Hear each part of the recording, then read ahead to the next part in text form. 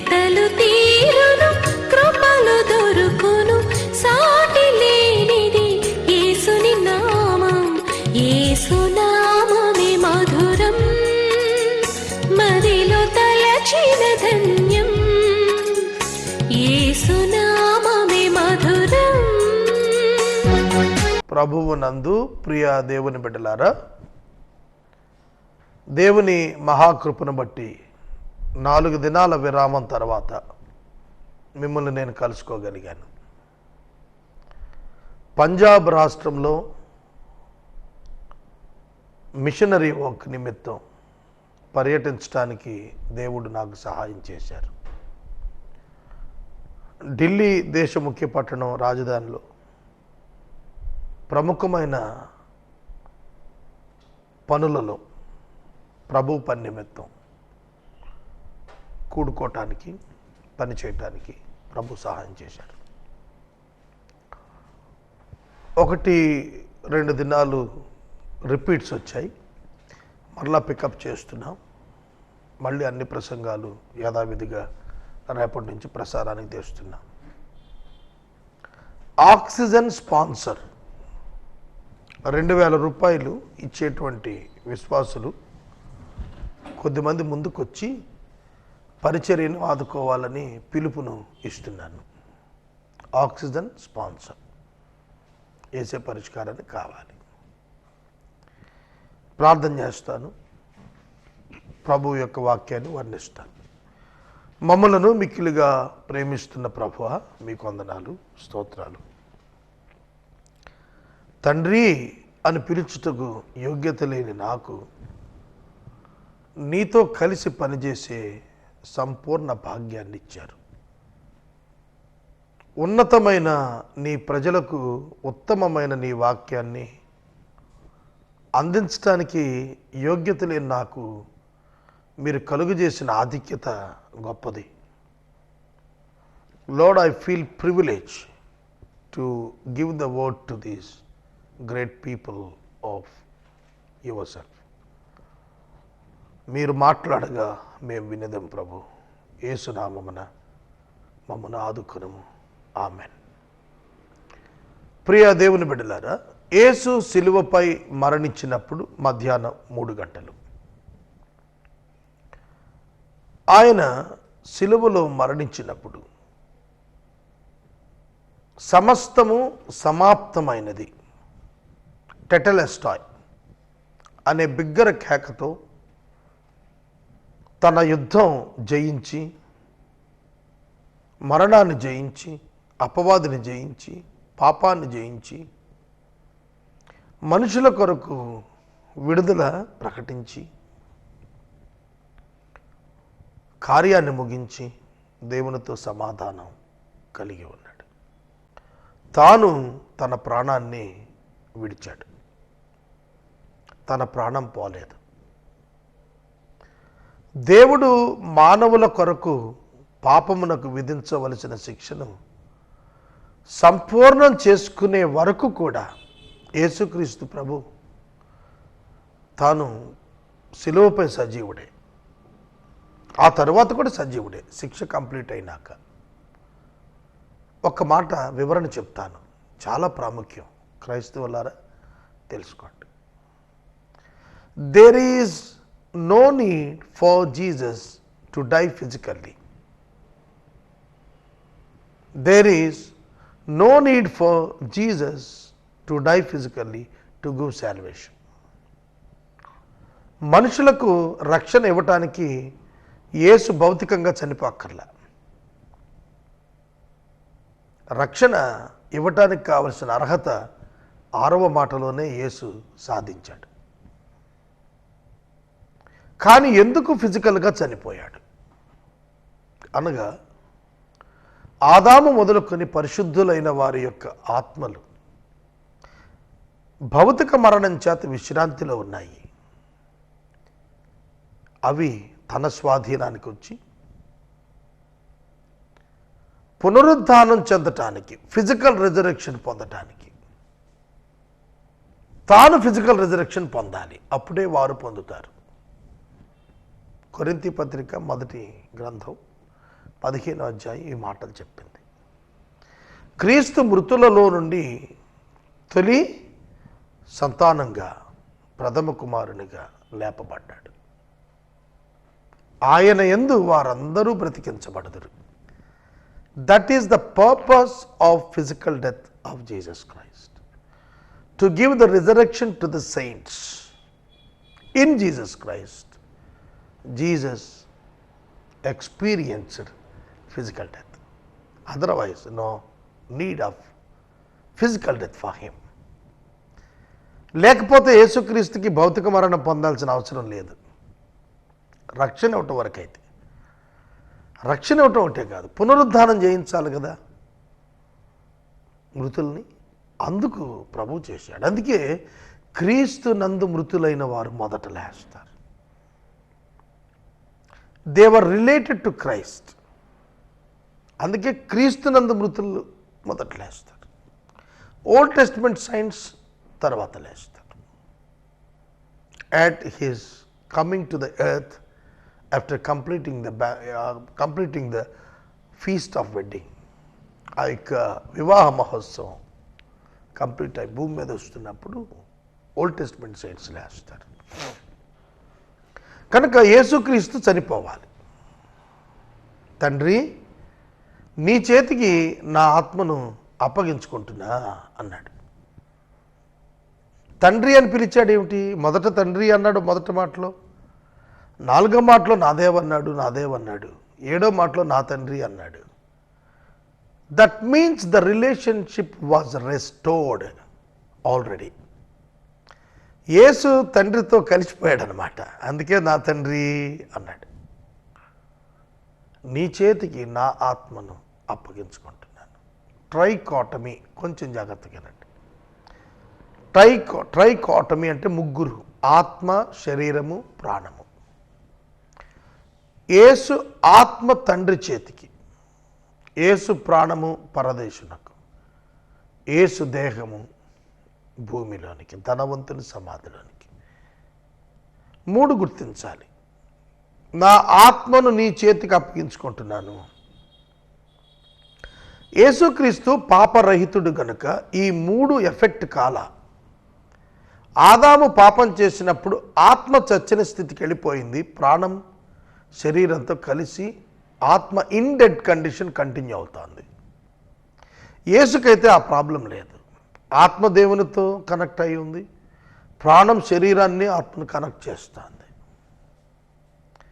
కనుక ప్రాణము వెళ్ళిపోవాలి. ఎక్కడికి వెళ్ళాలి? దొంగతో చెప్పాడు సిలువ మీద, నేడు నీవు నాతో కూడా పరదేశంలో ఉంటావు. కాబట్టి యేసు యొక్క human soul life must go to the place of rest, which can be called, మనం ఏమన్నామంటే దాని తెలుగులో ఏమంటామంటే పరదైస్ అంటాం, ప్యారడైజ్ అంటారు ఇంగ్లీష్లో, విచ్ వాజ్ ప్యారడైజ్. తండ్రి యొద్దకు ఆత్మ, జాగ్రత్తగా ప్రాణము, యేసు యొక్క ప్రాణము దొంగతో కలిసి పరదేశకు, యేసు యొక్క శరీరము భూస్థాపనకి వెళ్ళాలి. ఈ 3 యొక్క డివిజనే ఫిజికల్ డెత్. ఈ 3 యొక్క విడివడే అనుభవాన్ని ఫిజికల్ డెత్ అంటాము. ఈ 3 రీయునైట్ అవటం ముందే అదే రిజరెక్షన్. అదే resurrection. That would be the physical resurrection. అదే భౌతిక పునరుత్థానం. గ్రహిస్తున్నారా? యేసుక్రీస్తు ప్రభువు 33.5 సంవత్సరాలు బతికినప్పుడు మానవుల కొరకు మానవునిగా వచ్చారు. పునరుద్ధానం చెందినప్పుడు మహిమ దేహముతో, గ్లోరియస్ బాడీతో ఆయన తండ్రి కుడి పార్శ్వానికి వెళ్ళిపోతారు. దాని కొరకు ఈ రిజరెక్షన్ టేకప్ చేశారు. శరీరం ధరించి వచ్చాడు కదా మరియ గర్భంలోకి, మళ్ళా వెళ్ళాలిగా, మళ్ళీ వెళ్ళాలిగా. వెళ్ళటానికి ఆయన మహిమ శరీరంతో వెళ్ళాలి. దాని కొరకు ఆయన భౌతిక మరణాన్ని పొందాడు. మనుషులు ప్రతి ఒక్కడు కూడా ఈ సత్యాన్ని తెలుసుకోవాలి. యేసు చనిపోయారు. మధ్యాహ్నం 3 గంటలకు ఆయన ప్రాణం విడిచారు. ఆయన ప్రాణము విడిచినప్పుడు భయంకరమైనటువంటి బండలు బ్రదలయ్యి భూకంపం వచ్చి అద్భుతాలు. ఆరో మాట నేను మీకు ఎక్స్ప్లెయిన్ చేయలేదు పూర్తిగా. What was happen on the sixth word. అవి కూడా 2 మాటలు చెబుతాను, ఎందుకంటే టైం దాటిపోతున్నాం మనం. తర్వాత ఇక చెప్పలేము, మళ్ళీ ఈ స్పెల్లో ఇక చెప్పలేను నేను. సమాప్తమైంది అన్నప్పుడు జరిగింది ఏమిటంటే, సొలొమోను కట్టినటువంటి దేవాలయం పడగొట్టబడిన తర్వాత జెరుబ్బాబెలు కట్టిన దేవాలయం రిపేర్స్ అయిన తర్వాత హేరోదు చేసినవి ఉన్న దేవాలయంలో అతి పరిశుద్ధ స్థలానికి పరిశుద్ధ స్థలానికి మధ్య దట్టమైన తెర ఉండేది. యేసు సిలువలో 6వ మాట పలికినప్పుడు తెర చిరిగిపోయింది. దట్ మీన్స్, దాని అర్థం ఏంటంటే, ద ఎంట్రన్స్ వాజ్ ఓపెన్. ఆ ద్వారం తీయబడింది, అందరికీ ప్రవేశం కలిగింది. ఒకప్పుడు ప్రవేశం లేదు. సంవత్సరానికి ఒకసారి ప్రధాన యాజకుడు లోపలికి వెళ్ళాలి. దాన్ని హోలీ ఆఫ్ హోలీస్ అంటారు, అతి పరిశుద్ధ స్థలం. ఇప్పుడు ఆ అడ్డు తొలగిపోయింది. క్రీస్తు శరీరం అను తెర చిరిగిపోయింది. అంతే, దేవునికి మానవునికి మధ్య ఉన్న ఆటంకం తొలగిపోయి ఒక మార్గం ఏర్పడింది. అదే నూతన మార్గం, క్రొత్త నిబంధన. దేవుడు యేసుక్రీస్తు ద్వారా ఒక కొత్త నిబంధన మనుషులతో చేశాడు. ఆ నిబంధన ఏమిటంటే, యేసు నందున్న వానికి ఏ శిక్షా విధి లేదు. యేసు నందున్నవాడు నిత్య జీవము కలిగినవాడు. This is the covenant.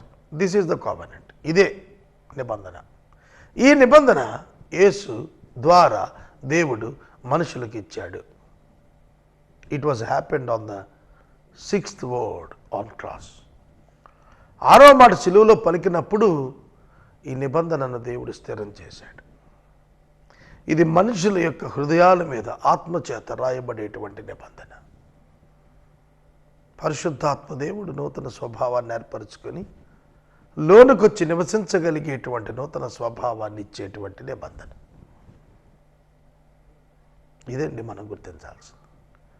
యేసు ప్రభు చనిపోయినారు 3 గంటలకు. చనిపోయిన తర్వాత 6 గంటలు కావస్తుంది సాయంకాలం. 6 గంటలకు డేట్ మారిపోతుంది. డేట్ మారుతుంది. విశ్రాంతి, మరుసటి దినము విశ్రాంతి దినము, మహావిశ్రాంతి దినం, హైడే. యోహాను సువార్తలో హైడే అని రాశాడు. యోహాను సువార్త 19వ అధ్యాయం 31వ వచనం. ఆ దినము సిద్ధపరచు దినము, మరుసటి విశ్రాంతి దినము మహాదినము.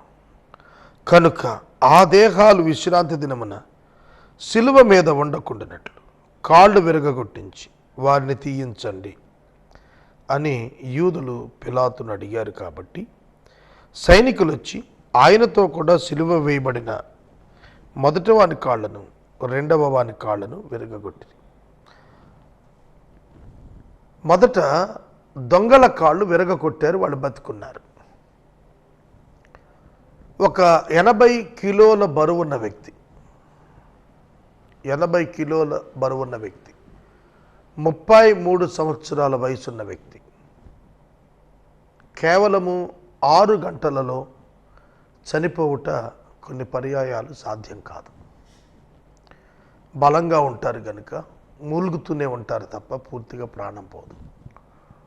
కొన్ని సందర్భాల్లో విశ్రాంతి దినానికి ముందైతే 2 or 3 days కూడా వెయిట్ చేస్తారు వాళ్ళు చనిపోవటం కోసం.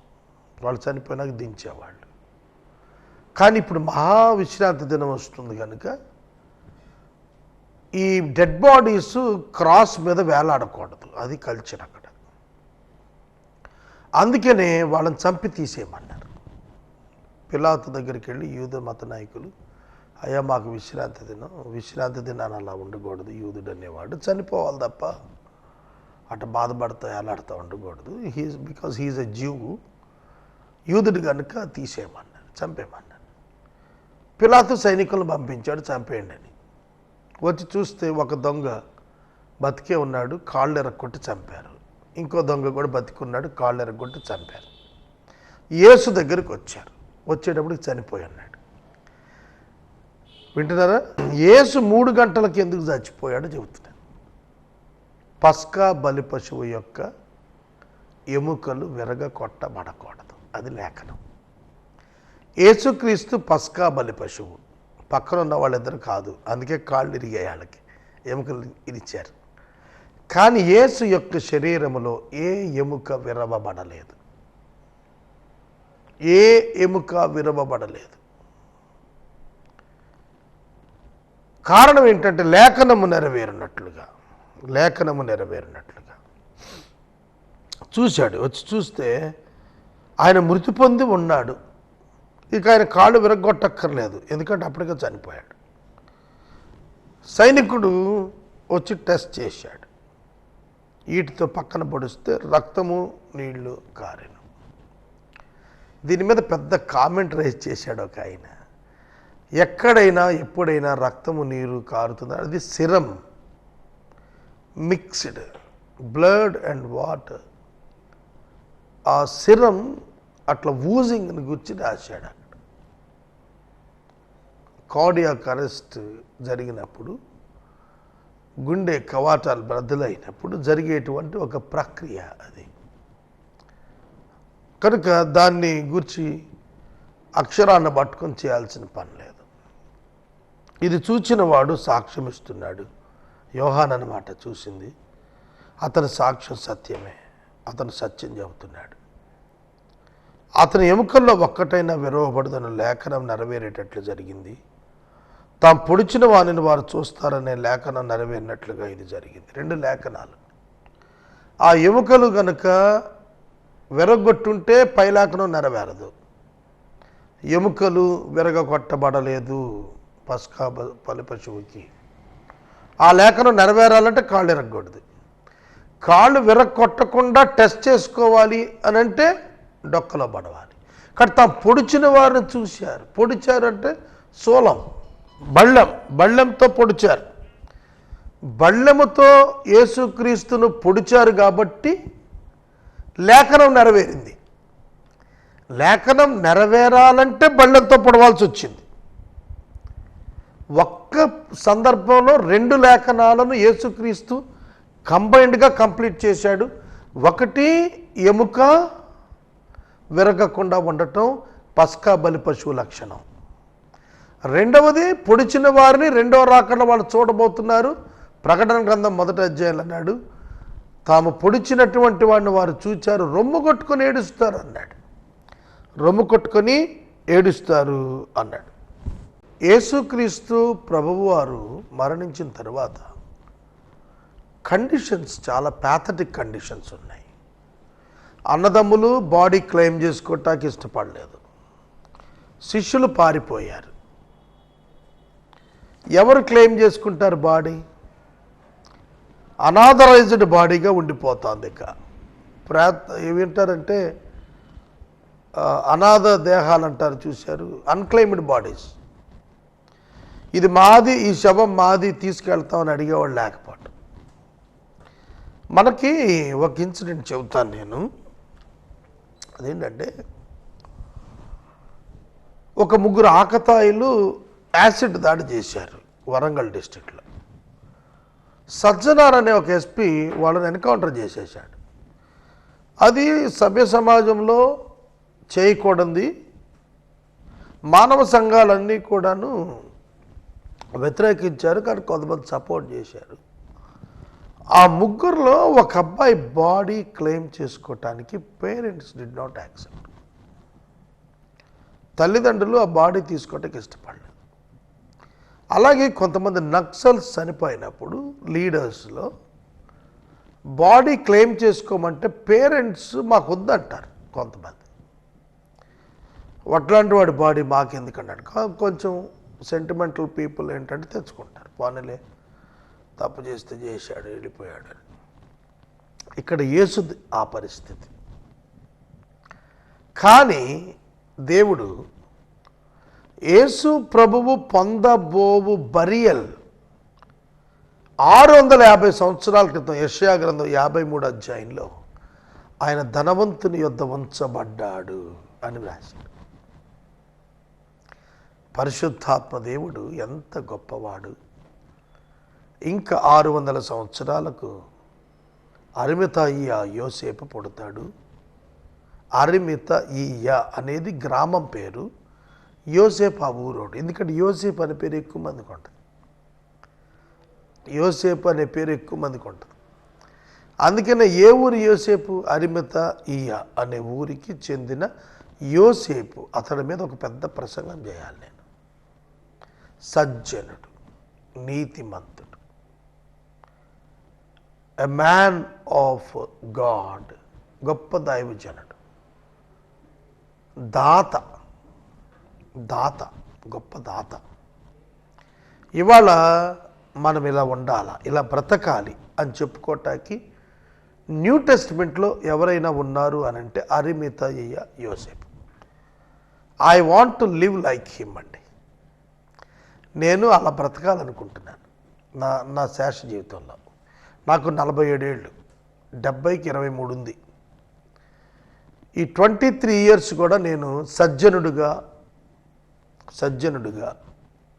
నీతిమంతుడుగా, ఇతరులను ఆదుకొను స్వభావం గలవాడిగా, పెట్టేవాడిగా బతకాలని నా ఆశ. నాకు ఒక డిస్సాటిస్ఫాక్షన్ ఉందండి. మా నాన్నతో ఎప్పుడు చెప్తుంటాను, నాన్న నా దగ్గర 5 పైసలు లేదు, నా బ్రతుకు ఎందుకు, ఎవరికి నేను ఏం చేయలేను, విడోస్ని చూసినప్పుడు డబ్బు ఇవ్వాలనిపిస్తోంది, రూపాయి అంటూ లేదు, అనాథలు చూస్తున్నప్పుడు హక్కును తీర్చుకోవాలంటుంది, డబ్బు లేదు, రోడ్డున పడిపోయిన వాళ్ళని చూస్తున్నప్పుడు ఏదో ఒకటి చెయ్యాలి, వాళ్ళకి తీసుకెళ్ళాలి, అన్నం పెట్టాలి, ఆదరించాలి, కుటుంబాలకి వెనక్కి చేర్చాలని ఉంటుంది. But no money. ఏం చేయాలి నాకు అర్థం కావట్లేదు. చాలాసార్లు మా నాన్నగారితో నేను కూర్చున్నాను. మా ఫాదర్ నాకు ఫ్రెండ్ కంటే ఎక్కువ. ఆయన చెప్తున్నాను, నాన్న ఇస్తాడు, దేవుడు ఇవ్వాలి, లేకపోతే ఏం చేయలేము మనం. సజ్జనుడు, ధనవంతుడు. ఒక రాంగ్ నోషన్ ఉంది సమాజంలో, ధనవంతులు చెడ్డోళ్ళని. లేదండి, నేను ఒప్పుకోను దానికి. ధనవంతులు అందరూ చెడ్డోళ్ళు అంటానికి లేదు, కొందరు ఉంటే ఉండొచ్చు స్వార్థపరులు. ధనం మంచితనానికి అడ్డు కాదు, ధనం త్యాగం చేయడానికి అడ్డేం కాదు, ధనం ఇతరుల భారాలు మోయటానికి అడ్డేం కాదండి. అరిమత యోసేపులా బతుకుదామండి మనం, దేవుడు సహాయం చేస్తాడు. అతడు పిలాతు దగ్గరికి వెళ్ళి యేసు శవం నాకు ఇవ్వు అని బతిమలాడుకున్నాడు. అంతకు మునుపు వాళ్ళిద్దరు ఎప్పుడు కలుసుకోలేదు. ఫ్రెండ్షిప్ లేదు, రిలేషన్షిప్ లేదు. కానీ వెళ్ళి అడిగాడు. అదే రాత్రి నికోదేమంటే మొట్టమొదటి రాత్రి యేసుప్రభు దగ్గరికి వచ్చిన ధర్మశాస్త్రోపదేశకుడు, అతడు కూడా వచ్చాడు. ఒక మాట గుర్తుపెట్టుకోండి, ఎవడికి సహాయం రాకపోతారో వాడికి సహాయకుడిగా వెళ్ళటం గొప్ప ధర్మం. అందరూ ఒకడిని వదిలేసినప్పుడు వాడిని పట్టించుకోవటం దైవ కార్యం. మనం అలా బతుకుదామండి, మనం అలా బతుకుదాం. I want to challenge the people through my life. నా లైఫ్ వైపు చూస్తే సాగర్ అనేవాడు ఇలా బతికాడురా అనాలి నా కఫెన్ బాక్స్ దగ్గర. నా మెమోరియల్ మీట్లో అట్లాంటి మాటలైనా పాడాలనుకుంటాను నేను. That should be the final words I want to listen after my demise. చూడండి, మనం ఎలా బ్రతికాం, ఎన్ని దేశాలు తిరిగాం, ఎంత సంపాదించాం, ఎవరికి అవసరం, ఎంత చేశాం సమాజానికి, ఎంత మనం సామాన్యంగా బతికి అనేకుల అసామాన్యులను చేయగలిగాం. That should be the goal, అదే గమ్యం.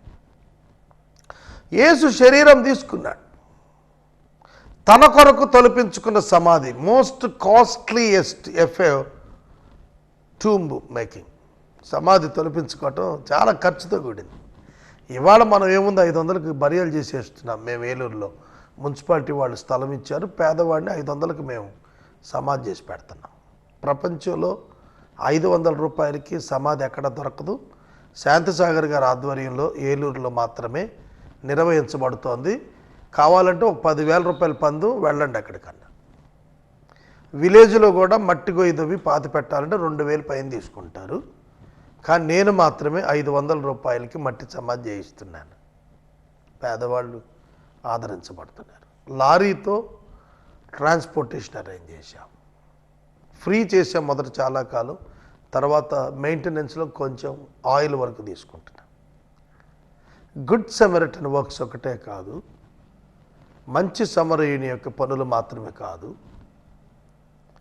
ఈ అరిమిత యోసేపు పనులు కూడా మనం చేయాలి. Taking care of the dead bodies, taking care of the dead bodies. ఈ సంవత్సరం ఆర్సీఎం చర్చిలో ఇది పెద్ద ప్రాజెక్ట్. అది పుణ్యకార్యంగా చెప్పారు పోపు గారు ఇప్పుడు, కనుక అది గొప్ప కార్యం. ఇప్పుడు ఆర్సీఎం ఫాదర్స్ దాని మీద ఎక్కువ ఫోకస్ పెట్టి సంవత్సరం నడిపిస్తున్నారు. చనిపోయిన వారు పేదవారికి పెట్టెలు ఇవ్వటం, పేదవాళ్ళ మట్టి ఖర్చులు ఇవ్వటం. యేసు దేహం తీసుకున్నారు, ప్రిపేర్ చేశారు. ఆ స్థలానికి మేము వెళ్ళాం, నేను, నా భార్య, మా అక్క, మా బావగారు. మేము వెళ్ళి అక్కడ యేసు దేహం సిద్ధం చేసిన చోట మా చేతులుంచి కన్నీటితో ప్రార్థన చేసి వచ్చాం. ఆ భాగ్యం దేవుడు మాకు ఇచ్చాడు. అది జరిగిందో లేదో ఇన్ని మాకేం తెలియదు, కానీ we feel that it is true. అక్కడ జరిగిందని నమ్మే మేము వెళ్ళి చూసి వచ్చాం. అవి విట్నెస్గా ఇప్పటికి ఉన్నాయండి. మన జీవితాల్లో మనం సాక్షులంగా ఉందాం. రేపు నేను కొన్ని విషయాలు చెబుతాను, ప్రార్థన చేస్తాను. ఆక్సిజన్ స్పాన్సర్ అంటే 2000 నోట్ ఇచ్చే డోనర్. కమ్, రండి, ముందుకు రండి. Please come forward to donate 2000 rupees and be the oxygen sponsor for ఏసే పరిష్కారం, the world great record program. ప్రార్థన. మమ్మల్ని మిక్కిలిగా ప్రేమిస్తున్న తండ్రి, వందనాలు, స్తోత్రాలు. వాక్యము విన్న బిడ్డలను దీవించు. ఆక్సిజన్ స్పాన్సర్స్ వెల్లువెత్తుటకు సహాయం చేయి. యేసు నామమున అవసరములు తీర్చమని అడుగుచున్నాం తండ్రి, ఆమేన్.